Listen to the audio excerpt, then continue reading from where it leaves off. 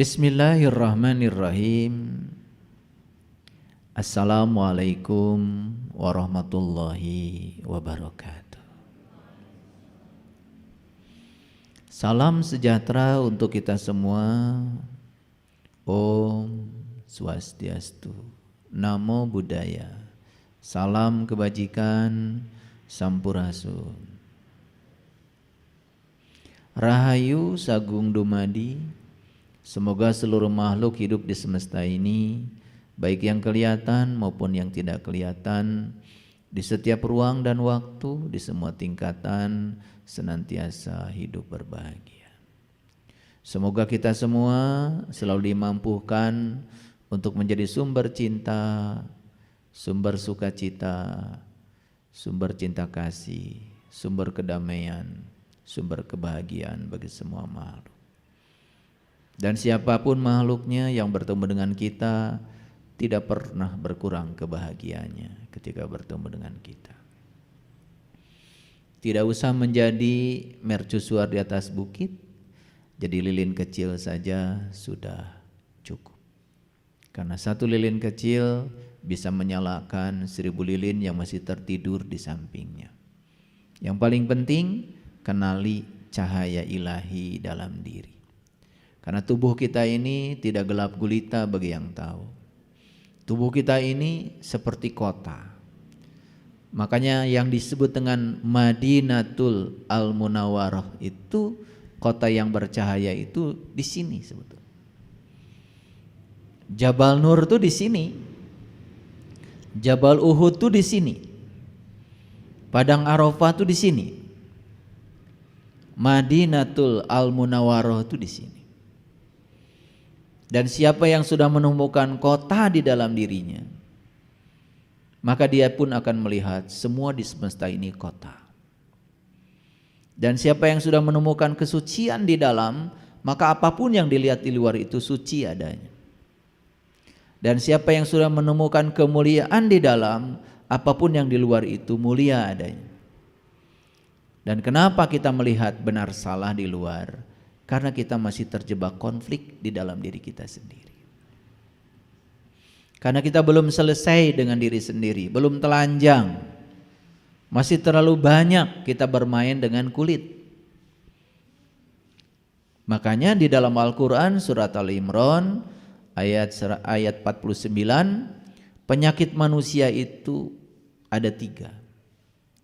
Yang pertama adalah buta mata kolbunya.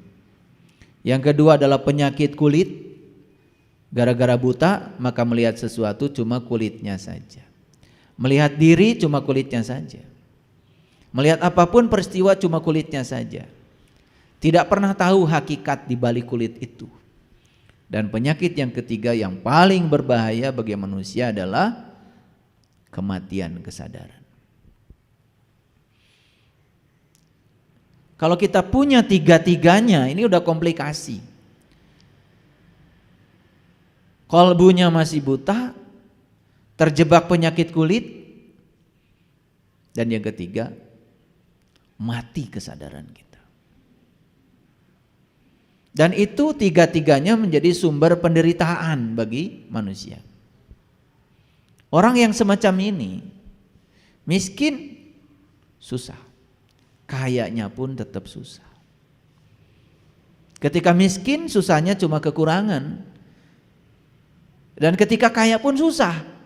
Karena melekat pada kekayaannya takut kehilangan.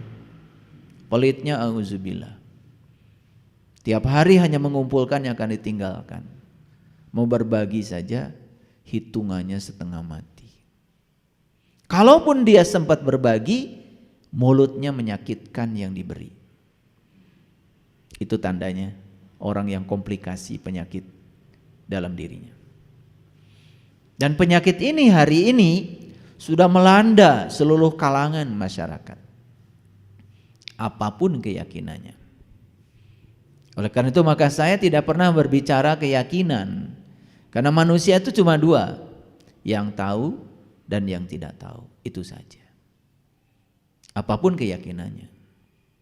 Yang tidak tahu juga ada 2. Yang pertama dia tidak tahu, tetapi dia tidak tahu bahwa dia tidak tahu. Itu yang disebut dengan orang bodoh.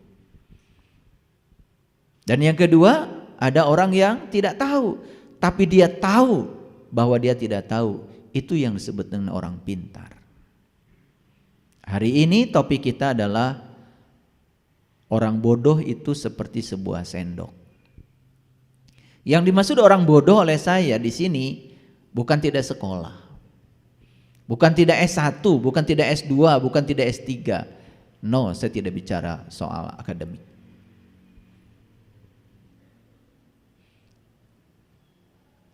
Ketika seseorang mau belajar dan terus belajar, maka sepanjang dia mau belajar, status dia adalah orang pintar.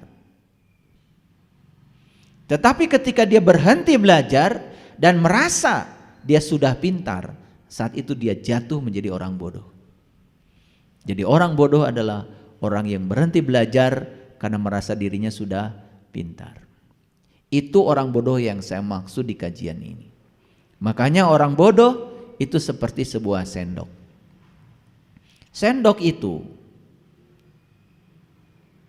dekat sekali dengan makanan yang enak. Bahkan setiap saat digunakan untuk mengambil makanan yang enak.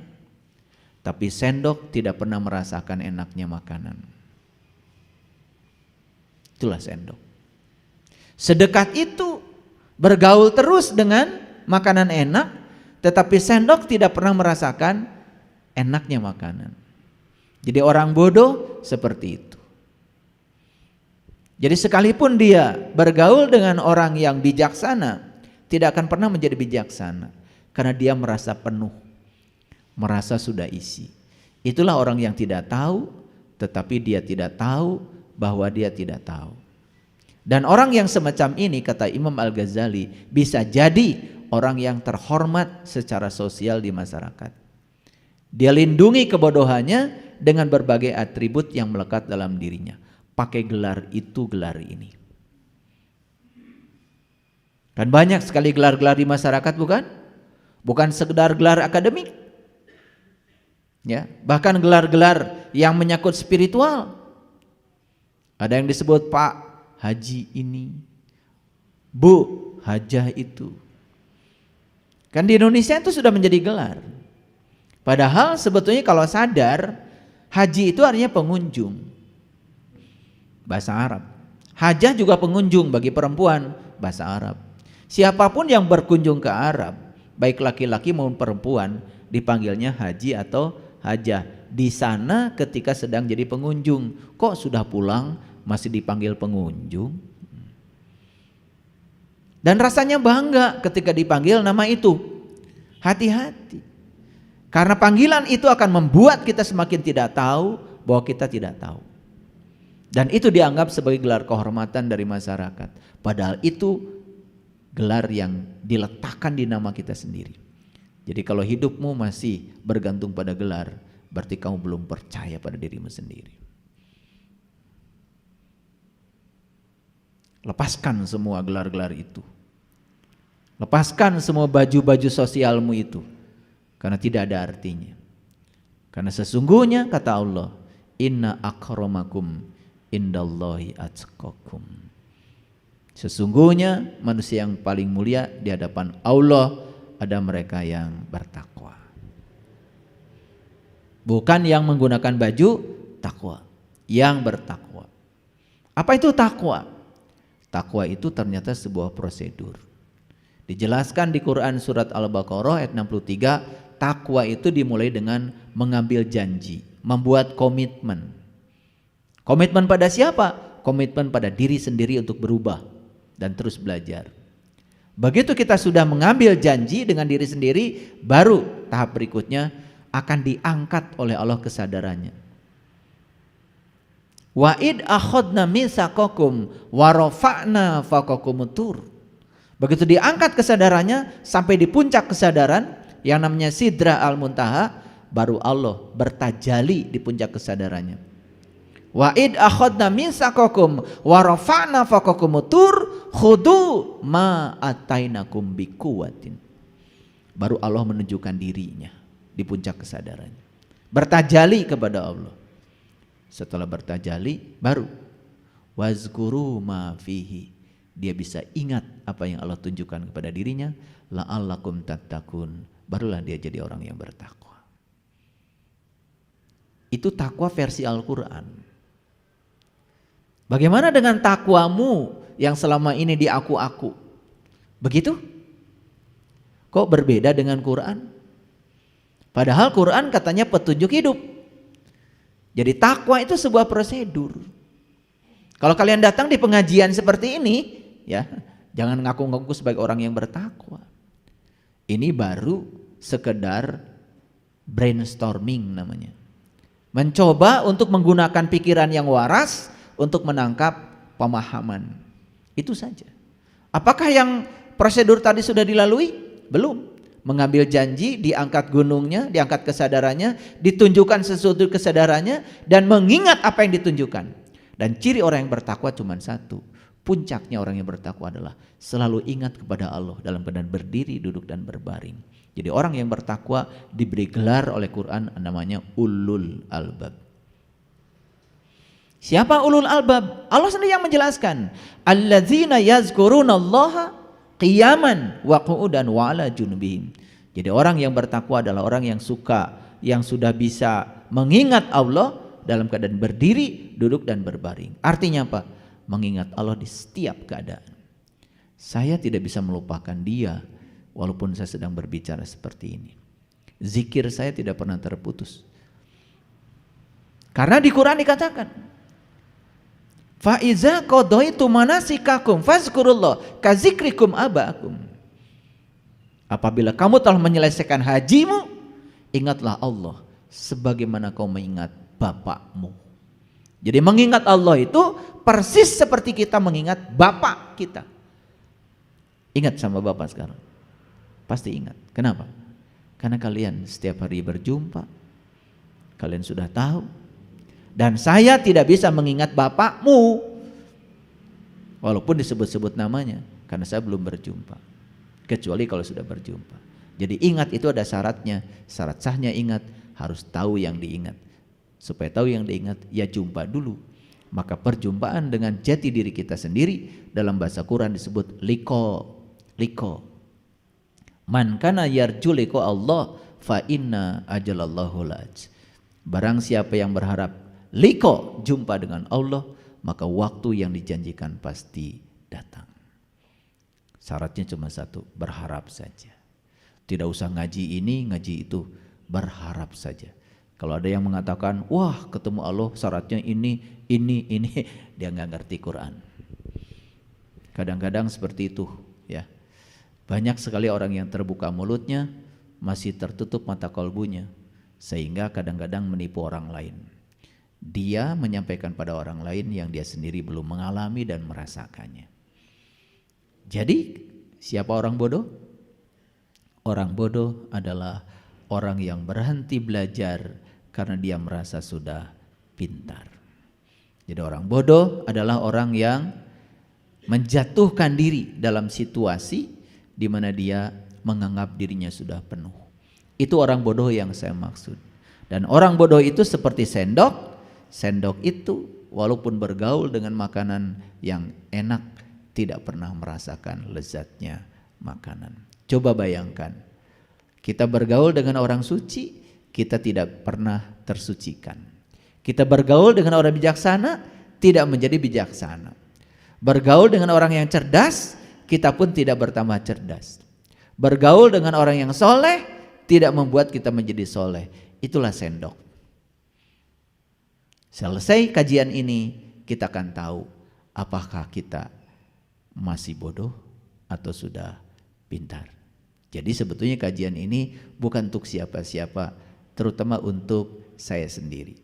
Setelah kita kaji ini, nanti kita akan tahu apakah saya sudah termasuk orang yang pintar atau masih bodoh. Sekali lagi, orang bodoh bukan yang tidak sekolah, karena saya tidak bicara itu.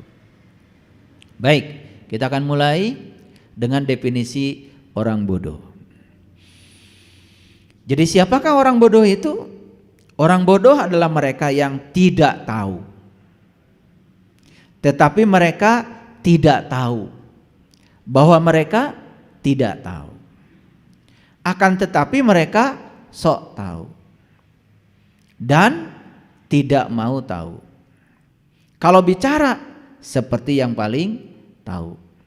Sangat sulit diberi tahu. Ketika bertemu dengan orang yang tahu, malahan mereka berlagak seperti orang yang tahu. Akhirnya orang yang tahu tidak bisa memberi tahu.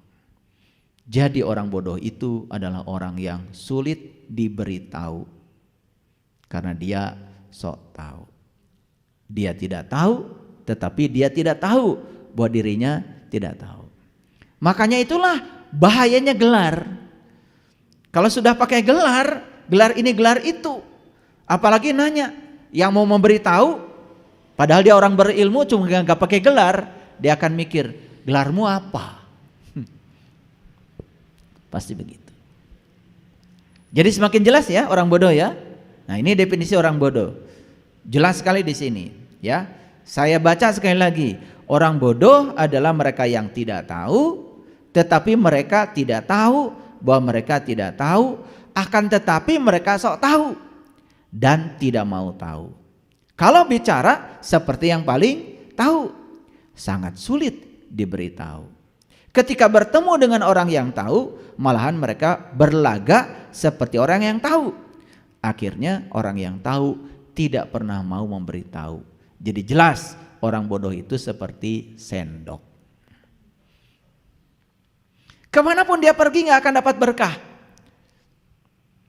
Karena syarat untuk dapat berkah itu memang harus kosong. Makanya saya bilang orang pintar tadi definisinya apa? Orang yang mungkin saja dia tidak tahu, tetapi dia tahu kalau dirinya tidak tahu, itu pintar. Makanya orang pintar cirinya tidak berhenti belajar. Banyak yang sudah berhenti belajar, itu langsung jatuh dari orang pintar menjadi orang bodoh. Ya, amit-amit ya, jangan sampai begitu. Oke, makanya belajar itu adalah sepanjang hayat. Karena apa? Kehidupan ini adalah laboratorium yang sangat luar biasa untuk membelajarkan kita. Makanya hidup adalah serangkaian pelajaran untuk dijalani agar kita paham. Makanya semua yang terjadi dalam hidup jalani, hadapi, jangan lari dari kenyataan hidup. Begitu lari dari kenyataan hidup, maka kenyataan yang kita